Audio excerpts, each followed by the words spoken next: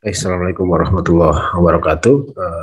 Rekan-rekan sekalian, di pertemuan kali ini kita akan membahas tentang anggaran bahan baku. Ya, anggaran bahan baku menjadi salah satu anggaran yang dipelajari dalam anggaran perusahaan berkaitan dengan proses penentuan apapun yang terkait dengan perencanaan penganggaran bahan baku. Ya. Oke, kita langsung saja. Anggaran bahan baku ya, pengertiannya adalah semua anggaran yang berhubungan dengan perencanaan secara lebih terperinci mengenai penggunaan bahan baku untuk proses produksi selama periode yang akan datang. Jadi selama kurun waktu satu periode yang akan datang, itu apapun yang berkaitan dengan perencanaan penggunaan bahan baku itu dilakukan proses penganggaran. Ya. Jadi menganggarkan setiap apapun yang dibutuhkan pada proses produksi, ya, terutama berkaitan dengan bahan baku ya, bahan baku dan bahan penolong. Saya kira kenapa sih ini penting dilakukan ya? Karena untuk menjaga agar bahan baku selalu tersedia, itu yang pertama. Kemudian yang berikutnya adalah stabilitas produksi ya. Jadi poin pentingnya adalah ketersediaan bahan bakunya dulu. Ketika bahan bakunya sudah dipastikan tersedia, otomatis produksinya, proses produksinya itu akan berjalan normal ya. Jangan sampai misalnya ketika perencanaan atau penganggaran bahan baku ini tidak dilakukan ya, ada kondisi-kondisi tertentu yang kita tidak dapat pastikan ya stabilitasnya nanti berkaitan dengan ketersediaan bahan baku misalnya, karena tidak dianggarkan dengan baik gitu. Ini juga berkaitan dengan pengalokasian ya. Saya kira untuk mengalokasikan bahan baku tentu diawali dengan proses pengidentifikasian ya. Pengidentifikasian berapa jumlah produknya gitu kan. Kemudian proses produksi, setelah itu baru bisa diidentifikasi berapa banyak sih bahan baku yang diperlukan selama kurun waktu satu periode ke depan. Oke, kemudian yang berikutnya, secara umum saya kira bahan baku dapat dibedakan ya, dapat kita bedakan menjadi dua kategori ya. Ada bahan baku langsung atau direct materials, kemudian ada bahan baku tidak langsung atau indirect materials. Jadi bahan baku yang langsung itu adalah bahan baku yang digunakan dalam proses produksi sebagai bahan baku pokok ya. Kalau kita berbicara pisang goreng ya bahan bakunya pisang gitu kan. Artinya kalau tidak ada bahan baku tersebut, ya produknya tidak akan jadi gitu. Kalau nggak ada pisang goreng, mau pisang bagaimana bikin pisang goreng gitu ya. Jadi jangan sampai ketukar. Misalnya ada pisang goreng, tepung Pak bahan bakunya. Tepung itu cuma bahan penolong gitu kan, bahan tidak langsung. Nggak ada tepung pun pisang bisa digoreng gitu. Oh minyak Pak, minyak kalau teknologi sekarang saya kira ada proses penggorengan tanpa menggunakan minyak gitu kan. Ya banyak sekali. Jadi intinya seperti itu. Jadi bahan baku yang langsung dipakai ketika bahan baku itu tidak ada, tidak bisa digunakan tidak ada bisa digunakan bahan lainnya sebagai bahan pengganti gitu.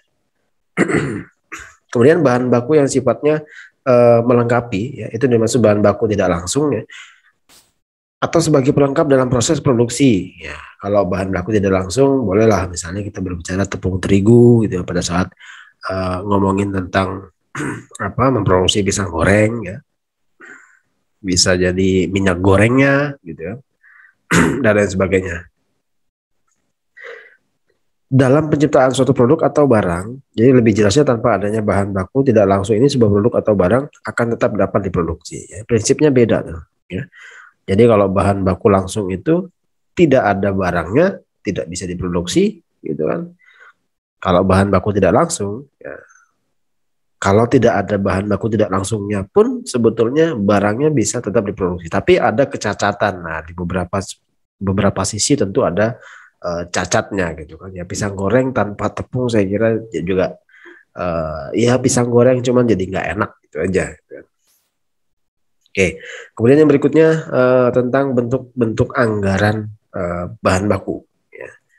Bentuk-bentuk anggaran bahan baku, anggaran kebutuhan bahan baku yang pertama, gitu kan. Merencanakan secara terperinci tentang jumlah bahan baku yang dibutuhkan. Ya. Jadi fokus dari anggaran kebutuhan bahan baku adalah merencanakan secara terperinci, jadi detail sekali gitu tentang jumlah bahan baku yang dibutuhkan. Kemudian yang berikutnya anggaran pembelian bahan baku, yaitu proses merencanakan secara terperinci tentang pembelian bahan bakunya, ya. Beli di mana, berapa banyak, gitu kan? Bagaimana proses pembeliannya? Apakah langsung bertahap atau ada mekanisme lain yang bisa kita jadikan acuan, gitu ya. Kemudian anggaran persediaan bahan baku. Nah, ini juga penting, artinya perencanaan secara terperinci tentang pengadaan persediaan agar proses produksi tetap terjaga. Jangan sampai kebanyakan pesan bahan baku tapi yang diproses juga sedikit-sedikit gitu kan. Akhirnya apa? Terjadi penumpukan. Dalam penumpukan terjadi kerusakan. Ya, ada resiko yang kita tanggung. Ya. Jadi lebih bagus optimal. Ya. Jadi setiap kita membutuhkan dalam rangka memproduksi, bahan bakunya ada. Atau kalaupun menunggu, waktu tunggunya tidak terlalu lama. Gitu kan? Dan saya kira tidak ada waktu tunggu kalau pada kondisi normal karena ada safety stock yang harus kita siapkan. Nanti kita akan berbicara tentang safety stock juga gitu kan.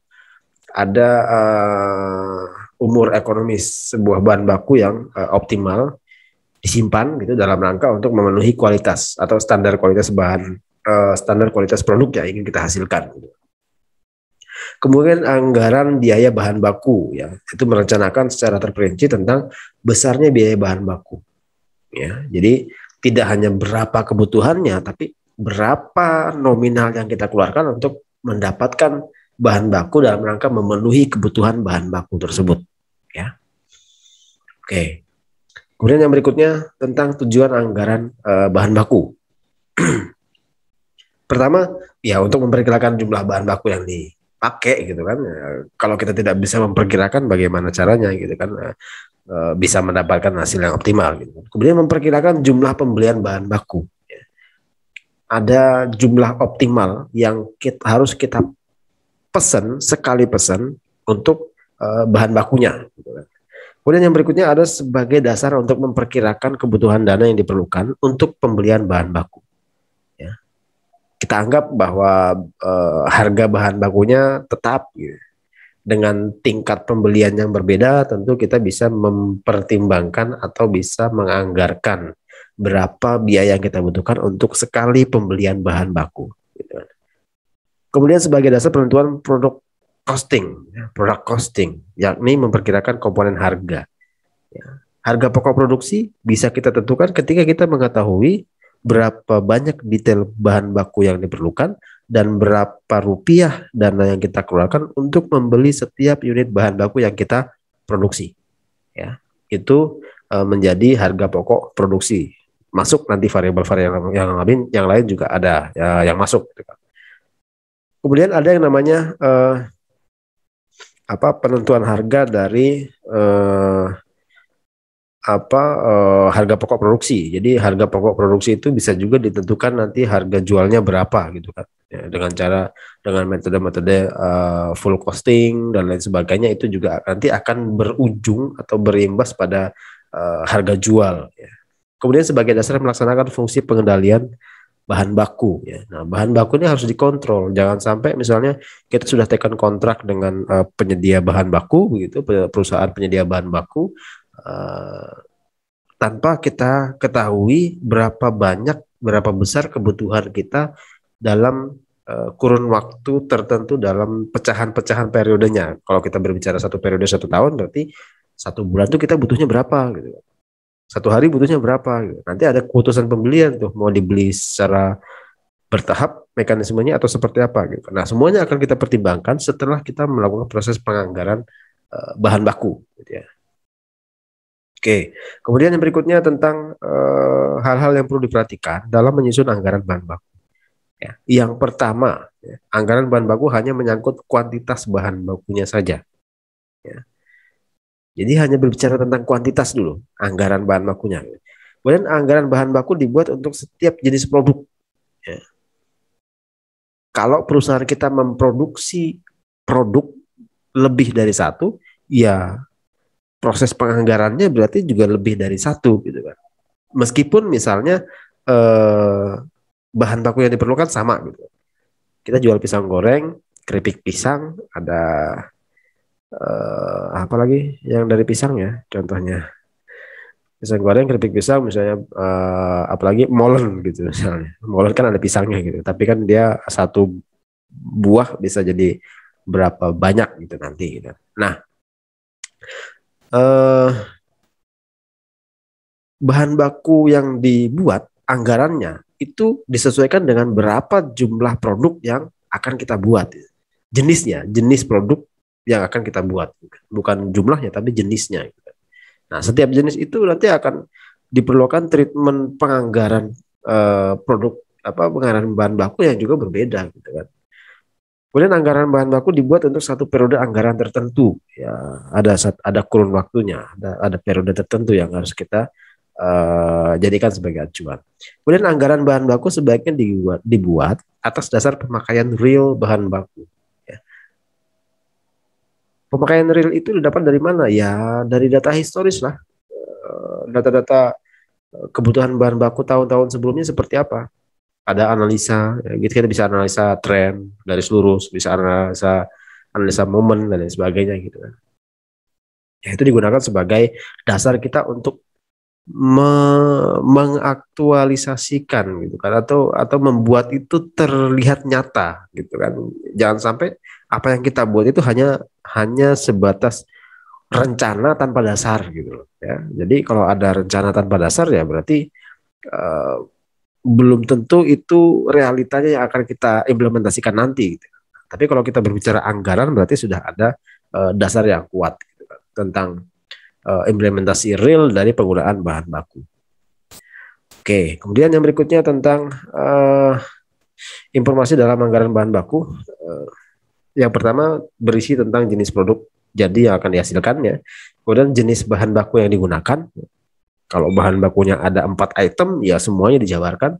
Kemudian departemen produksi yang dilalui dalam proses produksinya, gitu kan. Kemudian standar usage rate, ya. Kemudian waktu penggunaan bahan baku, ada kualitas produk jadinya.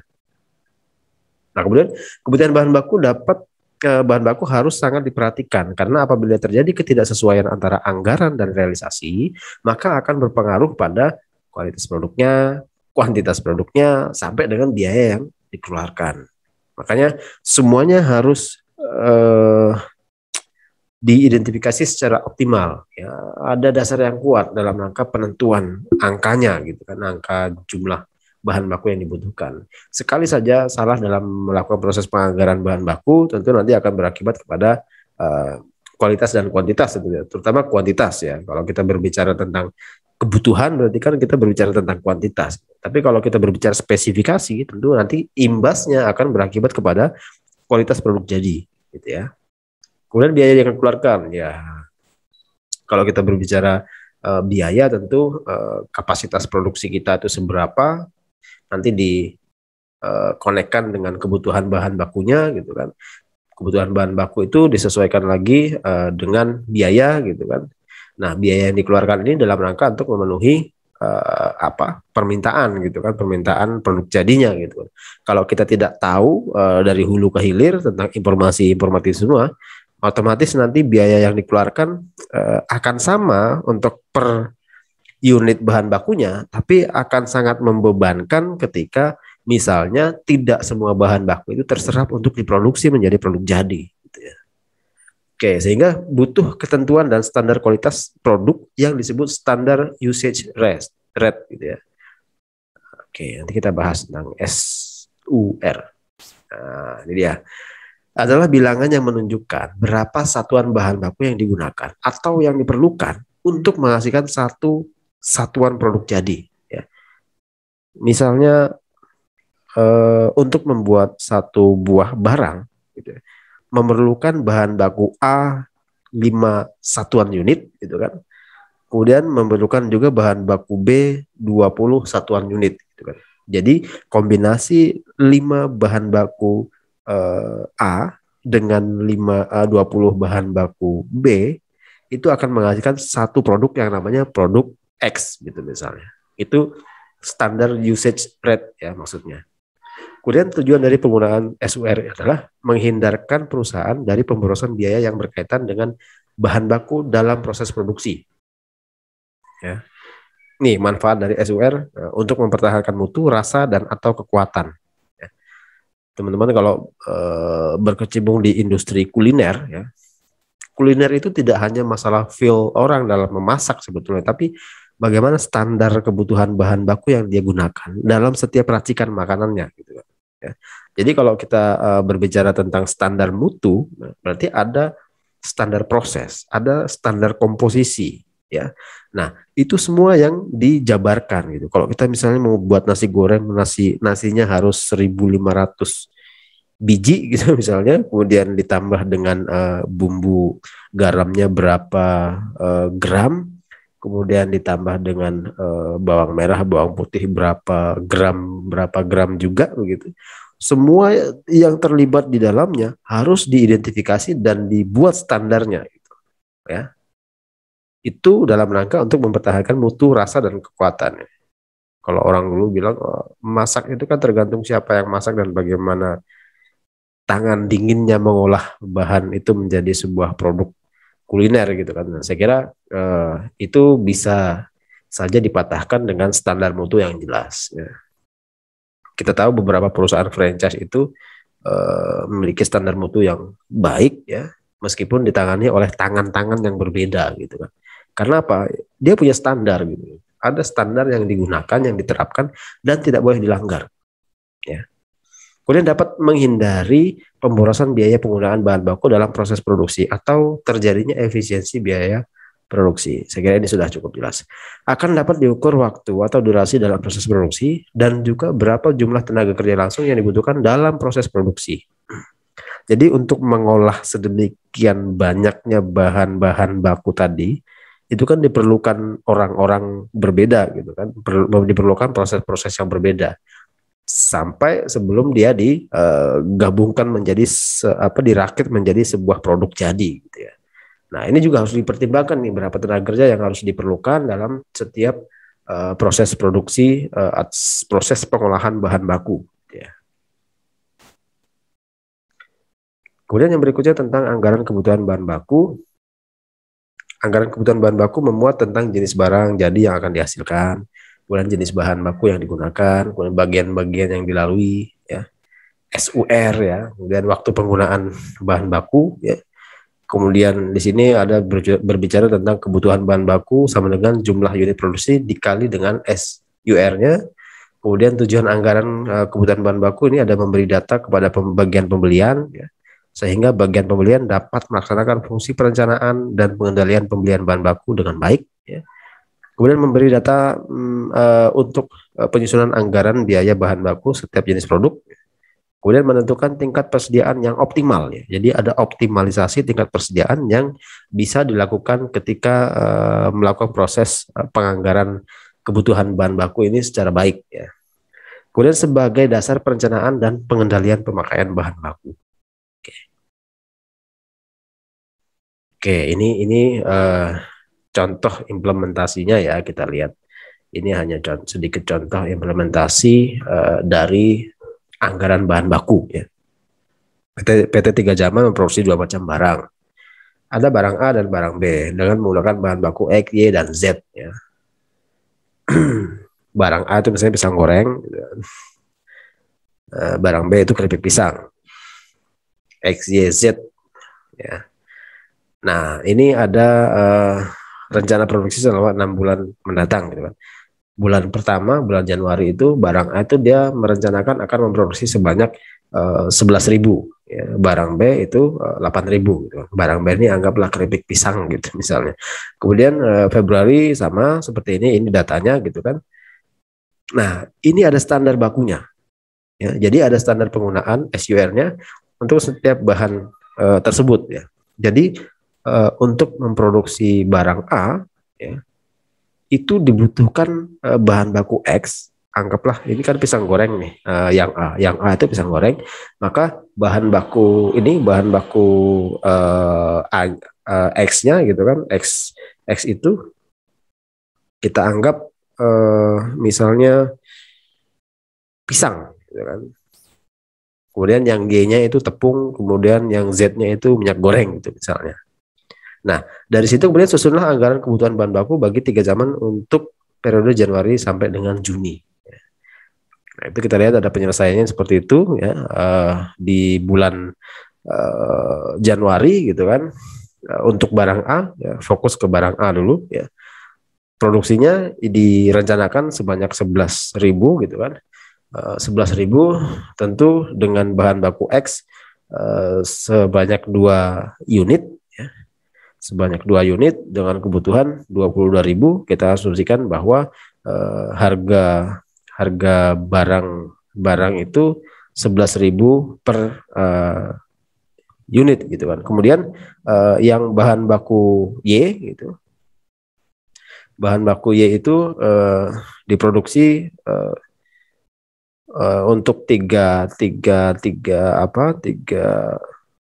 unit untuk memproduksi satu barang ya, kombinasi XYZ 322 gitu ya. Itu otomatis nanti akan ketemu hasilnya sesuai dengan standar kebutuhan yang sudah ditetapkan gitu. Jadi berdasarkan perhitungan ini maka didapat kesimpulan kalau seandainya kita ingin memproduksi barang tersebut ya dalam jumlah yang sesuai dengan apa yang sudah kita identifikasi kebutuhannya, maka biaya yang harus dikeluarkan untuk